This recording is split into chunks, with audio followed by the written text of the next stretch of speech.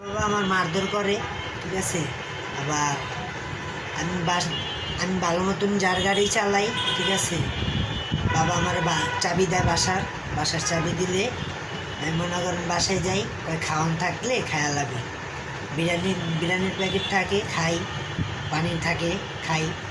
খাওয়ানোর পর মনে করেন আমি একবার ঘুমাইছিলাম, তারপর আমি ডানায় পড়ে গেছি। আমার কয় এত ডানায় পড়ে গেছিস, এই জায়গায় যায় গাড়িটা দিয়ে টেকা লিয়ে আবি, সে লোক টেকা দিব। আয়া পড়ি আমি গাড়িটা লিয়ে। আর আজকে যে জায়গায় যায় মহাজনের কাছে যায়, আমার রিক্স লয়, লয়নের পর যখন টেকার ডেট আহে তখন আমার লগে গালাগালি করে, মারধর করে। টেকা না দিলে পুলিশের দ্বারে ধরাই দিব। আর আমার বউ প্রেগনেন্ট। কটা রিক্সা চুরি করছে তোমার বাবা? এই পর্যন্ত 2টা গেছে গা। তোমার তো আনাইয়ের দেশ চালায়। আমার গাড়ি, আমি মহাজনের গাড়ি চালাই। চালাও, তারপরে সে আমার একটা গাড়ি না কইয়া লিয়া গেছে, নিয়ে বেশি ঘুমাইছিলাম। হ্যাঁ, বেশি খাইয়া লাইছে। বেচা খেয়াল আইছে। আরেকটা গাড়ি আমার থেকে নিজে বিক্রি করে, তোমার দিয়ে বেচাইছে। হ্যাঁ, যেমন আমি ঋণে গ্যারেজ মালিকে, গাড়ির মালিকে তোমার কি করে? গাড়ির মালিকে কইছে এই কয় টাকা 40,000 টাকা জরিমানা দিবা।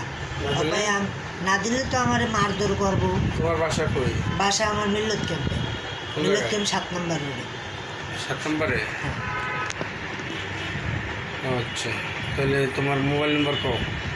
019 15 70 70, তারপরে 49 59। তোমার নাম কি? আমার নাম রোহিত, মোহাম্মদ নাই, রোহিত আছে, শুধু রোহিত। বাবার নাম আব্দুল রশিদ। তোমার বাবা কি করে? বাবা কাঁচামালের ব্যবসা করে।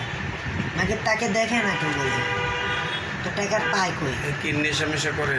উনি গাঁজা খায়। গাঁজা খায়? তুমি গাঁজা মাজা খাও? আমি আগে খাইতাম, কিন্তু সন্তান হওয়ার পরের থেকে খাই না। গাঁজা মাজা খাই না। তোমার বউ এখন অসুস্থ, তুমি? না, আমার বউয়ের দিকে দেখেই আজকে আমি এদিকে।